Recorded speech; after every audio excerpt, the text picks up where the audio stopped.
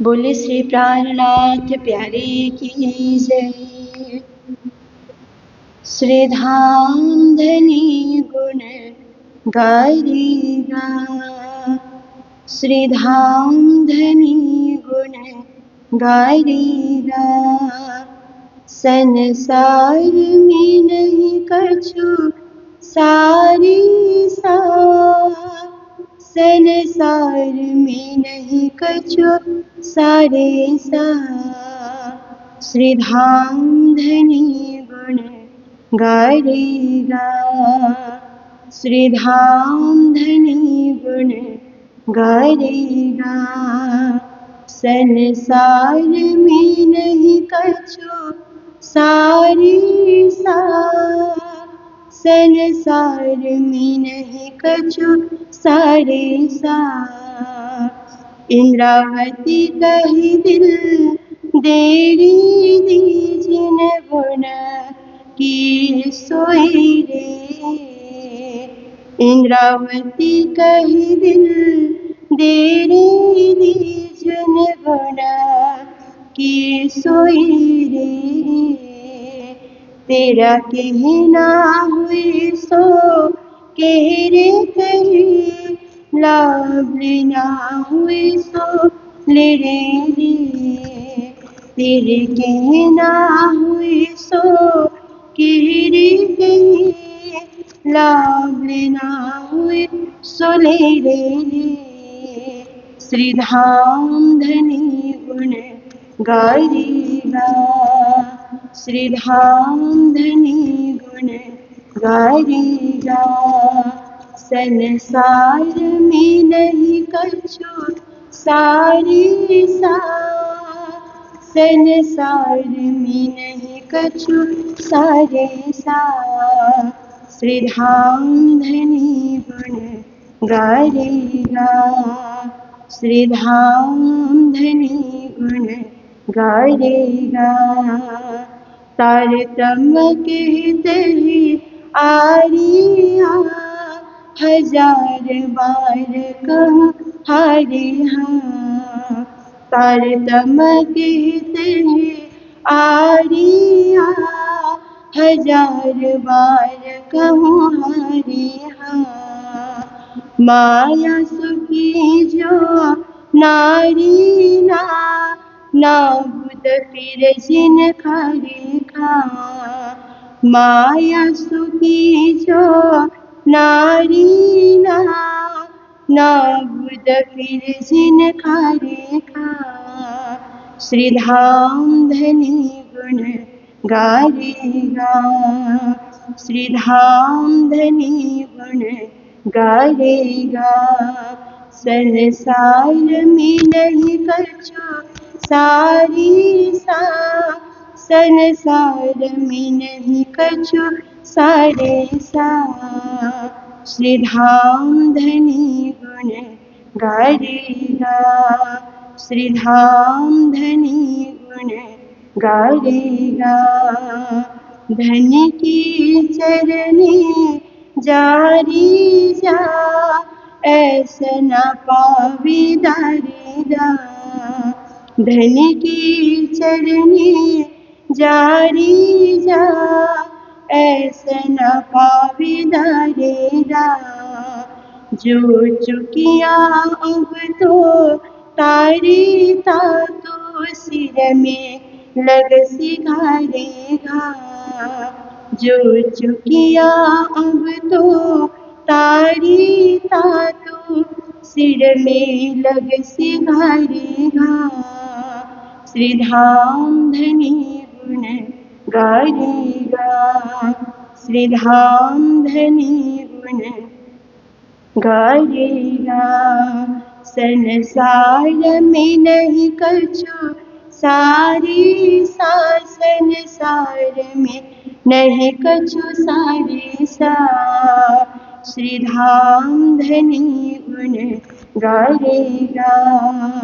लीजो मूल को भावरी भौजी न छोड़ी, अपनो चहुरी चहो।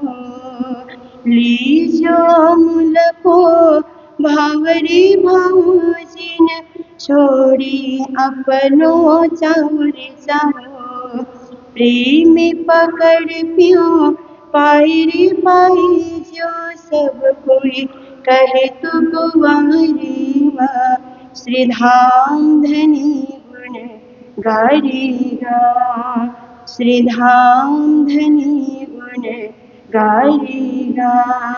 संसार में नहीं कछु सारी सा, संसार में नहीं कछु सारी सा। श्रीधाम धनी गुण गारीगा, श्रीधाम धनी गुण गारीगा।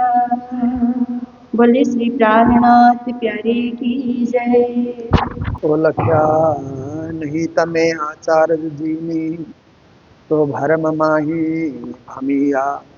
वैष्णव सकल ने तमे बांकु कहा हो, जो तमे नीचा नमिया, जो तमे नीचा। बोलो कृष्ण कन्हैया लाल की, श्री निजानंद स्वामी की, श्री प्राणनाथ प्यारे की, महारानी बाईजुराज की, महाराजा छत्रसाल की, गुरुजी मंगलदास महाराज की, श्री कृष्ण प्रणामी धर्म की, तीनों पुरी धाम की, सर्व सुंदर साथ की। पतिव्रता नारी ते पति ने पूजे प्रणाम। उपस्थित धर्म प्राण शिरोमणि सुंदर साथ जी, माताएं बहनें भाइयों, हम सभी पूर्णता की ओर आगे बढ़ रहे हैं। हमें पूर्ण होना है, परिपूर्ण होना है, इसके लिए हम आगे बढ़ रहे हैं। देखिए, हमारी परिपूर्णता की यात्रा धर्म की यात्रा है, अध्यात्म की यात्रा है। कई लोग धन से परिपूर्ण होने के लिए यात्रा करते हैं। यात्रा करने का अर्थ है व्यापार करते हैं, बिजनेस करते हैं और खूब धन कमाते हैं। धन से परिपूर्ण होने की चाह है उनके मन में। कई लोग विद्या से परिपूर्ण होना चाहते हैं, तो पढ़ते रहते हैं। MA PhD डीलिट बड़ी बड़ी डिग्रियां होती है, उन डिग्रियों को लेते हैं। एक के बाद 2, 3, 4 डिग्रियां भी लेते हैं, क्योंकि वो विद्या से परिपूर्ण होना चाहते हैं। ऐसे ही कई लोग आप देखिए कि राजनीति से परिपूर्ण होना चाहते हैं, इसलिए चुनाव लड़ते रहते हैं। बूढ़े हो जाएंगे फिर भी चुनाव लड़ना नहीं छोड़ते हैं। उनकी इच्छा है कि राजनीति से परिपूर्ण बने। तो ऐसे ही हर क्षेत्र में आप देखिए, अपनी यात्रा में हर कोई परिपूर्ण होना चाहता है, पर परिपूर्ण होने के लिए प्रगति करना बहुत जरूरी है। प्रगति और पुरुषार्थ, ये दो चीज साथ रहेंगे तो ही परिपूर्णता की ओर हम आगे बढ़ेंगे। प्रगति, रोज की प्रगति, कल से आज की प्रगति, आज से कल की प्रगति। बिना प्रगति किए हम फोकट में नहीं बैठेंगे। आज का एक दिन मेरा फोकट में गया तो प्रगति करने के अवसर से हम चूक गए। कि हम सोचें कि कुछ हम करें, कुछ संस्था के फायदा के लिए करें, कुछ अपने आत्म कल्याण के लिए करें, कुछ सेवा के क्षेत्र में कार्य करें, कुछ तो करें, क्योंकि हमारी प्रगति रुकनी नहीं चाहिए। कहीं ना कहीं कुछ न कुछ हमसे प्रगति होती रहे तो पुरुषार्थ तक हम पहुंच सकते हैं और पूर्णता को प्राप्ति कर सकते हैं। पुरुषार्थ क्या है कि लगनशील होकर के एक ही कार्य में लगेंगे तो हम सफल हो जाएंगे। कुछ भी कार्य हमने हाथ में ले लिया, सेवा का क्षेत्र हमने लिया, लगनशील होकर के सेवा करते रहे तो पुरुषार्थ की प्राप्ति होती है। ऐसे ही ज्ञान के मार्ग में भी लगनशील होकर के लगे रहे। ज्ञान सीखना ही सीखना है, वाणी सीखनी है, वाणी का तात्पर्य, वाणी का रहस्य, वाणी की तालीम हमें लेनी है। ऐसा हम सोच करके चले तो एक दिन तालीम हम प्राप्त कर सकते हैं, फिर वाणी के ज्ञाता हम बनेंगे। तो क्या है कि इसके लिए पुरुषार्थ तो चाहिए, हम करेंगे, करके रहेंगे, पीछे नहीं हटेंगे। जैसे हमारे पास विद्यार्थी आते हैं, कुछ विद्यार्थी 2-4 साल पढ़ते हैं फिर चले जाते हैं, कुछ फायदा नहीं हुआ जब तक सिलेबस पूरा नहीं होगा। विद्यार्थी को सोचना चाहिए कि हम पढ़ने आए तो कम से कम क्लास 10 तक पढ़ें। आजकल 10 पढ़ने की कोई वैल्यू नहीं है, कम से कम हायर सेकेंडरी करें, 11-12 भी पूरा करें तो ड्राइवर की नौकरी या कहीं कुछ छोटी मोटी जो है नौकरी मिल जाती है, कहीं भी गार्ड की, प्यून की, ऐसे कोई न कोई नौकरी कहीं हायर सेकेंडरी करने से मिलती है। क्लास 10 करने से तो कुछ नहीं है, तो केवल एक जानकारी हो गई विद्यार्थी। तो आप देखिए कि जो भी बच्चे संस्थाओं में आते हैं, उन बच्चों को सोचना चाहिए कि कम से कम क्लास 10 करें, क्लास 12 तक पढ़े, हो सके तो हम ग्रेजुएशन करें, संस्कृत से शास्त्री करें, क्योंकि हर एक प्रचारक को या तो ग्रेजुएट होना चाहिए या शास्त्री।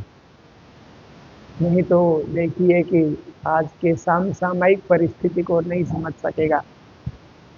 ग्रेजुएट है तो दुनिया की कुछ परिस्थिति को समझ सकता है, शास्त्री है तो संस्कृत से शास्त्री है, फिर भी अंग्रेजी और कई समाजशास्त्र इत्यादि की पढ़ाई उसके साथ भी होती है, तो भी देश दुनिया को कुछ जान सकता है।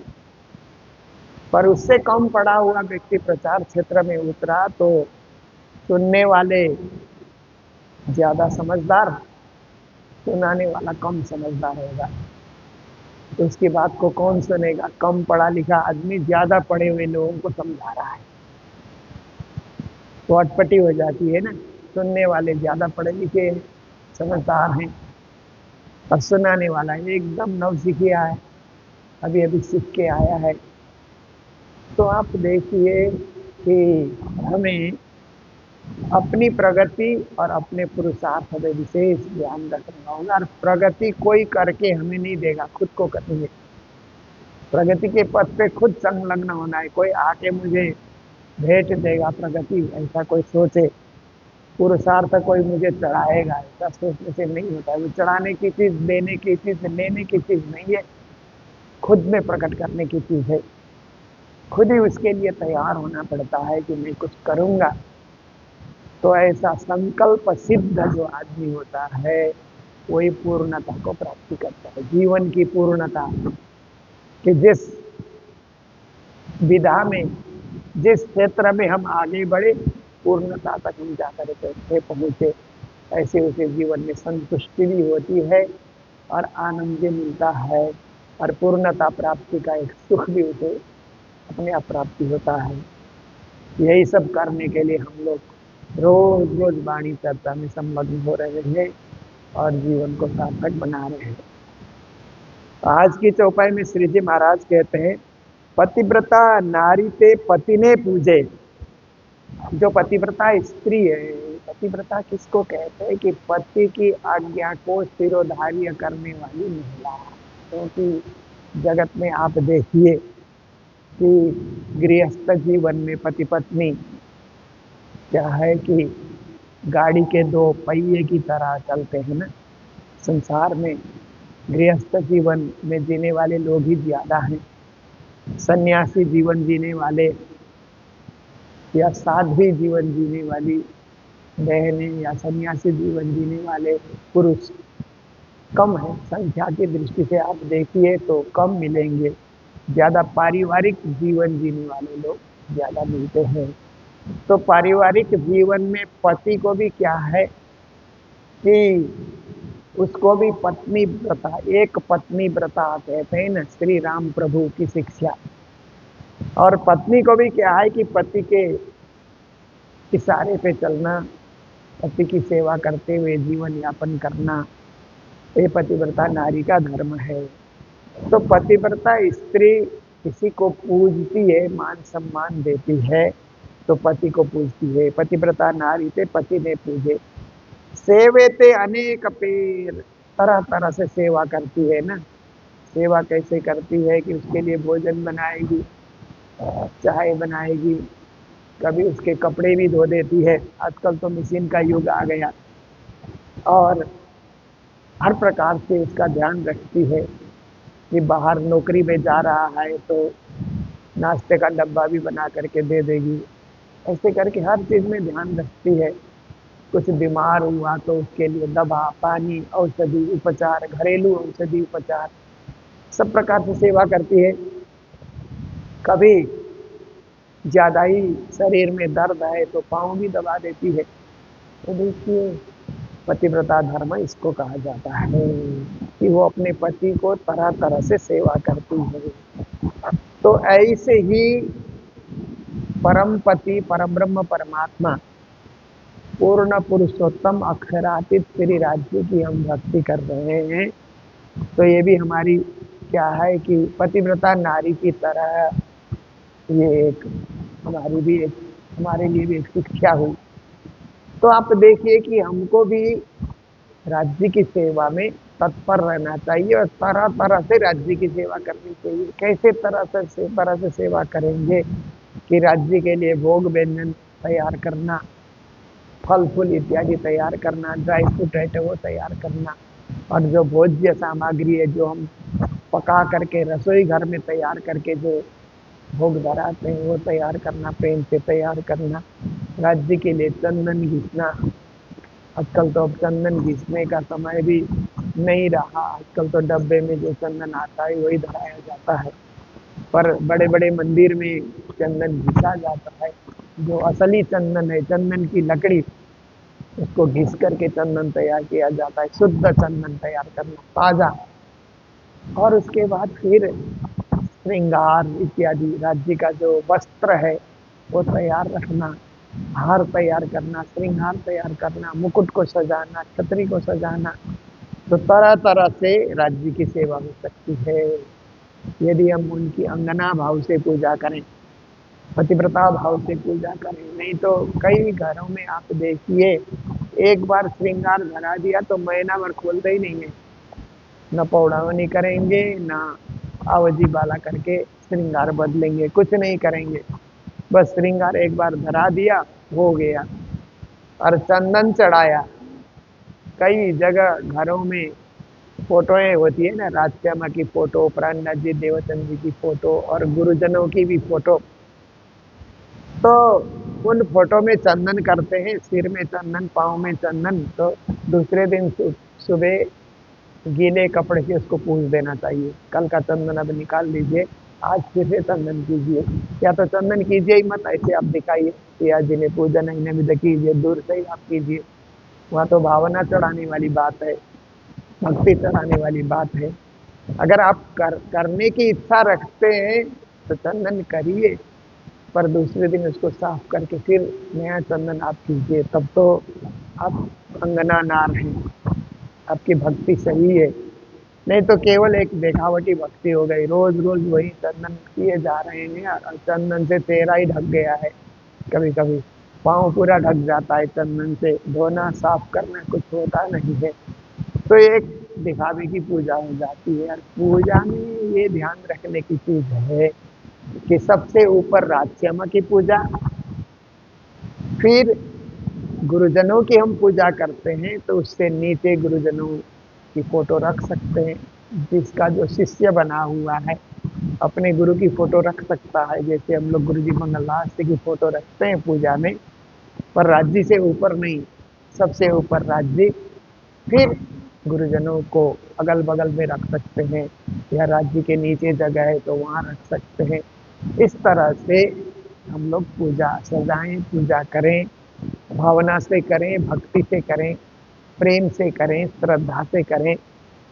पीयू पर बचन सुने जो बांकू, कोई आकर के अपने पतिव्रता नारी को उसके पति की निंदा करे, तुम्हारा पति ठीक नहीं है, ऐसा करके तुम्हारा पति अहंकारी है, घमंडी है, बदमाश है, ऐसे करके कुछ उटपटांग बातें, उल्टी सीधी बातें, बांकू का मतलब टेढ़ी बातें, ऐसी टेढ़ी मेढ़ी बातें पति के विरुद्ध कोई बोलने लग जाए तो देह त्यागति ना करे। कई कई पतिव्रता स्त्री तो सुन ही नहीं सकती है, तो कहती है कि मुझे नहीं सुनना है, मेरे पति की निंदा हम नहीं सुन सकते, ऐसा कई कई विरोध करती है। और श्री प्राणीनाथ जी महाराज तो यहाँ तक कहते हैं कि कई कई पतिव्रता नारी तो देह त्याग भी कर देती है कि मेरे पति की निंदा या पति के विषय में उल्टी सीधे बातें मेरे से नहीं सुना जाता, इससे अच्छा है देह का त्याग कर दिया जाए, परंतु निंदा स्तुति न सुना जाए। तो ऐसे ही कोई परमात्मा की निंदा करे और उल्टी सीधी बातें करने लग जाए। आप देखिए महाकुंभ का मेला चल रहा है ना, हिंदू धर्म का सनातन परंपरा का सबसे बड़ा मेला 26 तारीख तक है। अभी वो महाकुंभ का मेला चल ही रहा है, अभी भी यात्री जा रहे हैं, भीड़ अभी भी जा रही है, नहाने वाले नहा रहे हैं, 50 करोड़ से ज्यादा लोग नहा चुके हैं। देखिए भारत की जनसंख्या की 1/3 लोग वहाँ पहुँच चुके हैं नहाने के लिए, कितनी बड़ी श्रद्धा है सब श्रद्धालुओं में। पर कुछ राजनीतिज्ञ बोलते हैं ये नहाने से क्या हुआ, पानी में नहाने से क्या हुआ, ऐसे भी बोलने चाहिए ना। कुछ लोग कभी कभी गाय की पूजा करते हैं, गौ माता कहते हैं, तो जानवर है, जानवर की क्या पूजा करना, जानवर को कोई माँ बोलता है, ऐसे भी कुछ लोग राजनीति करने वाले लोग बोल देते हैं। तो उनका विरोध करना चाहिए, उनका सामना करना चाहिए कि तुम क्या बोल रहे हो, या तो गाय का दूध पीना बंद करो, तुम माँ नहीं कहते हो तो दूध क्यों पीते हो। फिर आप देखिए कि कोई हमारी पर्व उत्सव की कोई निंदा करता है, ऐसा राजनेता कोई है तो उसको सपोर्ट नहीं करना चाहिए, चुनाव के दिनों में उसको सपोर्ट नहीं करना चाहिए, तब उसको पता लगेगा कि धर्म की निंदा कैसी बात होती है। कहीं भी धर्म की, श्रद्धा की, आस्था की निंदा नहीं करनी चाहिए, उसको पता लग जाएगा। तो ऐसे लोग निकृष्ट लोग होते हैं जो किसी पर्व उत्सव मेला और बहुत बड़े बड़े बड़े जो धार्मिक कार्यक्रम होते हैं उसकी खंडनी करते हैं, खुद कुछ नहीं कर सकेंगे और दूसरे कर रहे हैं तो दूसरे की श्रद्धा के ऊपर टिप्पणियां करते हैं।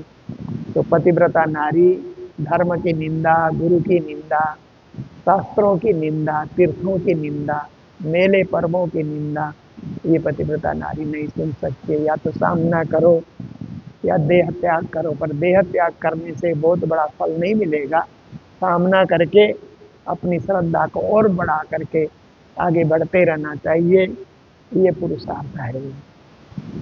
तमे बाको विषमु काई नव जोयो। श्री जी महाराज कहते हैं अरे वैष्णवों, अरे भक्तों, किसी ने उल्टा टेढ़ा कहा, योग्य अयोग्य कुछ बातें किसी ने कही तो तुम उस पर ध्यान नहीं रखते हो। योग्य बातें तो ठीक है, कोई अयोग्य बातें भी कर दे तो ठीक नहीं है। इसीलिए व्यक्ति को इतना होशियार रहना चाहिए, अपनी समझ को इतना सजाना चाहिए कि कोई अयोग्य बातें कर रहा है तो उससे भिड़ना भी चाहिए। ऐसी बातें क्यों कर रहे हो, उल्टी सीधी बातें क्यों कर रहे हो, कैसा करके नेगेटिव बातें क्यों कर रहे हो, उसके साथ उसको भी सही मार्ग दिखाने के लिए उसको भी पता लगेगा कि ऐसी बात नहीं करनी चाहिए। तो उसको कोई बोलेगा तो ही तो वो सही मार्ग में आएगा, कोई कुछ नहीं बोलेगा तो सोचता है हम सब ठीक ही कर रहे हैं। इसलिए उसको सहन नहीं करना चाहिए, देख करके आंख बंद नहीं करना चाहिए, कुछ न कुछ उसका भी विरोध कर देना चाहिए। जेम भामनी भूणी भड़ावे। फिर श्री जी महाराज कहते हैं भामनी मतलब स्त्री को कहते हैं, बूढ़ी मतलब कोई कोई मूर्ख स्त्री होती है तो उसके पति की निंदा हो रही है तो हंसते हुए सुनते रहती है। उनको कुछ कहते हैं ना, कुछ का कुछ मर्म पता ही नहीं है कि लोग तुम्हारे पति की निंदा कर रहे हैं, तुम हंस रही हो। ऐसे नहीं होना चाहिए।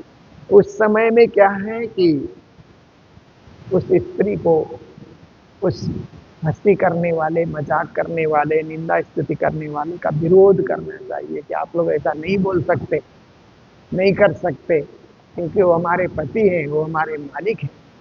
ऐसे ही पूर्ण ब्रह्म परमात्मा हमारे स्वामी हैं। जैसे कई कई श्री कृष्ण के लीलाओं को लेकर के निंदा स्तुति करते हैं ना, कुछ लोग कहते हैं ग्वालों के घर घर में जाकर के माखन चोरी करने वाला कोई भगवान हो सकता है, ऐसा भी लोग बोलते हैं ना। और ब्रज की महिलाओं को लेकर के नृत्य करने वाला कोई भगवान हो सकता है, रास करने वाला, ऐसा भी लोग बोल देते हैं ना। कुछ कुछ कुछ बोलने वाले बोलते हैं, क्योंकि उनको पहचान नहीं है, उनको केवल किसी की निंदा स्तुति करनी है। पर ज्ञानियों को चाहिए, भक्तों को चाहिए, समझदार लोगों को चाहिए कि ये सब आपको बोलने का कोई अधिकार नहीं है। परमात्मा ने जो लीला की है परमात्मा जानते हैं। कर तुम अकर तुम अन्यथा कर तुम समर्थ इति भगवान। जो भगवान ने लीला की, परमात्मा ने लीला की, पुरुषोत्तम ने लीला की, उनकी लीला वो जाने। हमारा काम है उनकी भक्ति करना, उनकी सेवा करें, उनके कहे हुए वचन का हम पालन करें। उन्होंने क्या किया वो जानते हैं, पर हम सही सही उनके जो उपदेश हैं, उनकी जो शिक्षा है, उसका अनुसरण करें, अनुपालन करें। यही हमारे लिए कल्याणकारी होता है। तो कोई उल्टी सीधी श्री कृष्ण के विषय में या और कुछ भी कहे, उसे सुनना नहीं चाहिए, विरोध कर देना चाहिए, ताकि आगे किसी के आगे वो निंदा नहीं कर सकेगा। कुकर्म करता काई न विचारे। और कई कई लोग क्या होता है कि कुकर्म का अर्थ होता है निंदनीय कर्म, निकृष्ट कर्म। एक होता है सुकर्म, सुष्ट कर्म, सुंदर कर्म, सुसंस्कृत कर्म। ऐसे कर्म को सुकृति कहा जाता है। सुकर्म सुकृति ऐसे करके कहा जाता है। और जो निम्न कर्म है उसको कुकर्म कुकृति ऐसे भी कहा जाता है, कि जो निंदनीय कर्म है। जैसे समाज में एक विधान होता है, उस विधान के अनुरूप हम चले तो सुकर्म है, उस विधान के विपरीत हम चले तो कुकर्म है। देश का संविधान होता है, देश के संविधान को पालन करके चले तो अच्छे नागरिक, देशभक्त नागरिक। उस संविधान का विरोध करके चले तो देश के क्या है कि एक निंदक नागरिक हो गए, देशभक्त नहीं हो गए, देश विरोधी, राष्ट्र विरोधी नागरिक हो गए। है तो नागरिक, परंतु राष्ट्र का विरोध कर रहे हैं, देश का विरोध कर रहे हैं, समाज का विरोध कर रहे हैं, संगठन का विरोध कर रहे हैं। तो ऐसे व्यक्ति का क्या है कि सपोर्ट, ऐसे व्यक्ति को सपोर्ट नहीं करना चाहिए। जो विरोधी है, हमेशा विरोधी करते रहता है, उसको सपोर्ट करके क्या पाएंगे। इसीलिए हमेशा हमको अच्छाई को सपोर्ट करना है, भलाई को सपोर्ट करना है, और जो सन्मार्ग प्रदान करता है उसी को सपोर्ट करना है। तो जो बुरे लोग हैं उनके साथ नहीं होना चाहिए, अच्छे लोगों की संगत हम करें। महाजनो ही सपंथा, हमारे शास्त्रों ने हमें पहले से निर्देश किया। महापुरुष जिस मार्ग से चलते हैं हमें उसका अनुसरण करना है। जो आम दुनिया चलती है उसका अनुसरण करने से कोई लाभ नहीं है। महात्मा कहाँ चल रहे हैं, महापुरुष कहाँ चल रहे हैं, ज्ञानी पुरुष कहाँ चल रहे हैं, श्रेष्ठ व्यक्ति कहाँ चल रहे हैं, श्रेष्ठ व्यक्ति का आचरण कैसा है, उसको हमें जीवन में अपनाना है। सर्वसाधारण के आचरण को लेकर के हम क्या करेंगे। कभी कोई घटना घटती है तो हम लोग क्या कहते हैं कि इसने भी ये किया, उसने भी ये किया, ऐसे साधारण लोगों का उदाहरण देने लग जाते हैं। तो उससे अच्छा है कि कोई घटना से हम कुछ सीखें, कुछ और कदम को नई चाल से आगे बढ़ाने के लिए हम तैयार रहें। दूसरे तीसरे ये किया वो किया ऐसे करके करने से, जैसे बच्चे लोग एग्जाम के दिनों में, अभी एग्जाम के दिन चल रहे हैं, सब जितने भी बोर्ड हैं सब एग्जाम करा रहे हैं ना। बंगाल बोर्ड है, सीबीएसई बोर्ड है, आईसीएसई बोर्ड है, और भी कई स्टेट के अपने अपने बोर्ड हैं। अभी एग्जाम के दिन चल रहे हैं। तो कुछ कुछ बच्चे चोरी करते हैं ना, सीट लेकर के जाते हैं, चोरी करते हैं चोरी। और एक बच्चे ने चोरी की और पकड़ा गया तो बोलता है वो भी कर रहा है, वो भी चोरी कर रहा है, वो भी ऐसे करके करेगा ना, खुद को बचाने के लिए दो चार का नाम ले लेता है। पर धर्म क्षेत्र में वो नहीं चलेगा। धर्म क्षेत्र में कोई बुरा कर रहा है तो उसका उदाहरण हम लेंगे, उसे आदर्श मानेंगे। जो चोरी कर रहा है, बुराई कर रहा है, गलत मार्ग में चल रहा है, उसको आदर्श मान करके हम चलेंगे तो हम कहीं के नहीं रहेंगे। इसलिए आदर्श उनको मानना है जो सही सही कदमों पे चलता है, सही रूप से जो उन्नति करता है, जो सत्य का मार्ग अनुसरण कर रहा है, वही हमारे जीवन का आदर्श होगा। पथ से फिर कहते हैं कि पथ से ना होने नीचू जो बरावे। कहते हैं ऐसा काम हम कभी न करें कि जिस काम से हमारे जो गुरु हैं उनका सिर झुक जाए। कभी कभी चेले जो गलत मार्ग में चलते हैं ना, तो लोग गुरु के ऊपर आरोप लगाते हैं, आपने क्या सिखाया। कभी कभी विद्यार्थी बदमाश होते हैं तो शिक्षकों के ऊपर बात आ जाती है ना, आपने क्या शिक्षा दी। तो उन विद्यार्थियों को सोचना चाहिए कि हमारे कारण शिक्षक का सिर झुक जाए अभिभावक के सामने, ऐसा काम हमें नहीं करना चाहिए। और चेलों को भी सोचना चाहिए कि गुरु का सिर झुक जाए। ना होने नीचू जो बराव।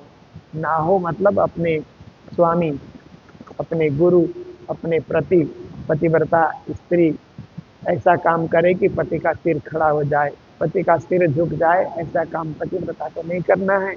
इसी तरह शिष्यों को भी नहीं करना है कि गुरु का सिर झुक जाए। इसलिए उनका भी सिर खड़ा रहे, हमारा भी सिर खड़ा रहे, और वे भी गर्व करें अपने शिष्यों पे, और शिष्य भी अपने गुरु पे गर्व करें। इसके लिए हरेक को एक एक कदम हम आगे बढ़ाएं, तो सोच करके, समझ करके, विचार करके कि हमारे कदम कहीं बुरे कदम न बन जाएं, हमारे कदम हमेशा अच्छे कदम बन जाएं। तो श्री जी ने उसी को कुकर्म कहा। ऐसे कर्म करें जो सुंदर कर्म हो, सभ्य कर्म हो, सुष्ट कर्म हो और सुसंस्कृत कर्म हो। दुष्कर्म, दुराचार हमसे न हो, इससे बच बच के रहना चाहिए। क्योंकि पल पल हम परमात्मा के चिंतन में लगेंगे तो बुराइयों से बचेंगे। परमात्मा का चिंतन छूट गया तो बुराइयां ही बुराइयां हमारे ऊपर आती है, बुराइयां घेर लेती है। इसलिए सदा सचेत रहें और सही कदमों से आगे बढ़े, ताकि परम धाम जाने में कोई रुकावट ना आ जाए। राज्य के द्वार जाने के लिए एकदम व्यवधान रहित होकर के हम सीधा सीधा उस दिव्य परम धाम की यात्रा पूर्ण कर सकें। तो इन्हीं शब्दों के साथ आज के प्रसंग को भी विराम दिया जा रहा है। हमारे मंगल धाम में जो योगी भाई जी, मोहन भाई जी जो विदेश से आए थे, उनकी ओर से भी भंडारे की सेवा प्राप्त हुई है। उक्त परिवार को मंगल बधाई देते हैं। और कुंभ मेला में श्री जी परिवार सहारनपुर और सोनिया सहारनपुर से भी भंडारे की सेवा आई, तो उन सबको भी मंगल बधाई देते हुए हमारा कुंभ मेले का पंडाल अब उठा लिया गया है, क्योंकि हम लोगों ने 16 तारीख तक कुंभ मेले का पंडाल हम लोगों ने चलाया, भंडारे की सेवा वहाँ पर की। आए गए तीर्थ यात्रियों को भी जितना बन सके उतनी हम लोगों ने वहाँ पर सेवा की। तो अब पंडाल हमारा उठ चुका है वहाँ पर ये जो कुंभ का मेला है वो तो 26 तारीख तक, शिवरात्रि तक चलना है। तो जो भी यात्री अब जाएंगे तो दूसरे जो पंडाल है वहाँ पर ठहर सकते हैं। कई लोगों ने वहाँ पर पंडाल अभी भी रखे हुए हैं, शिवरात्रि तक वो पंडाल रखे रहेंगे अतिथियों की सेवा के लिए। तो जो हमारे सुंदर साथ परिचित अभी जाएंगे 26 तारीख के बीच में, तो अन्य पंडालों में संपर्क करके रहेंगे। हमारा पंडाल हम लोगों ने समेट लिया है वहाँ से, क्योंकि अब अन्य मेलों में हम लोगों को व्यस्त होना है।